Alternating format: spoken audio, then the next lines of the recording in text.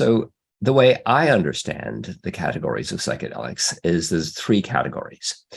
The first one is the classics. And the classics are LSD, psilocybin, dimethyltryptamine, and mescaline. They've been around forever. When one takes one, they feel somewhat similar. They're a bit like the group of fruit that are called citrus fruits.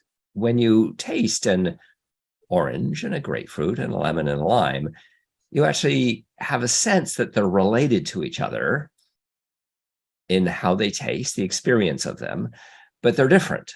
And so the difference between LSD and psilocybin is exactly that. You kind of have a sense that they're related to each other, but there is a different flavor. So the first category is the classics. They've been around forever. They were investigated by researchers during the 1950s and early 1960s. We have a lot of data on them.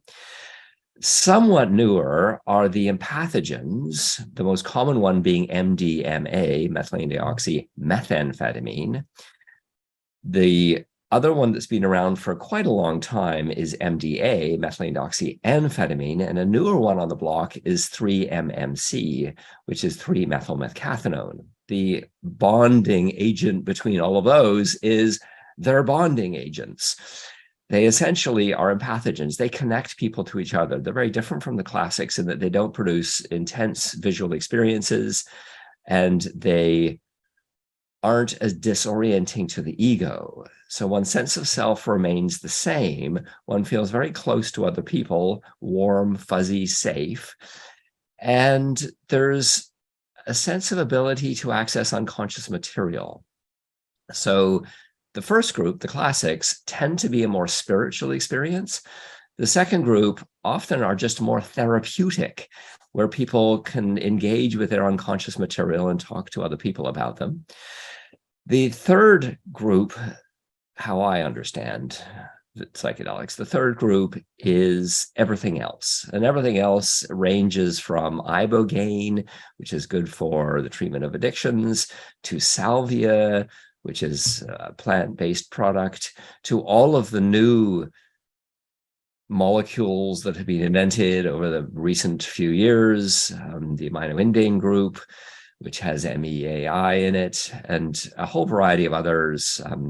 Shogun's favorites, 2CB, 5-ACO-DMT, which is a bit like synthetic psilocybin.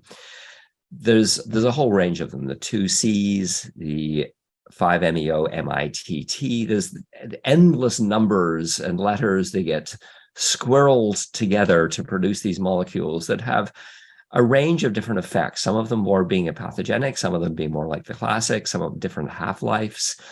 So I think the endless quest of researchers and people who invent new molecules is for second-generation psychedelics, which are often shorter acting, and they're trying to achieve very, very specific effects, like intensely spiritual without disorienting the ego, or the museum experience, where you have an intense psychedelic experience, but you are completely able to function in the world. Increasing intelligence, increasing cognitive abilities are the things that researchers tend to look for. Ketamine is probably in the last category. So it's everything else. So it's a dissociative anesthetic by its original purpose. By that, I mean, if you think about most anesthetics, they sedate the consciousness of the person. So when you are under the influence of a local or a general anesthetic, you don't remember a thing. You are gone. There's no dreaming. There's no nothing. And hence you can have your body operated on. With ketamine, it's a dissociative anesthetic, which means you just you disconnect from your body, but you can still have conscious awareness. So some surgeon can do something with your body because you're not connected to your body, but you're not unconscious. Now, more recently, it's been used in therapeutic contexts, and it was originally approved for depression, and now in Canada, it's been more widely approved for both mood disorders and chronic pain.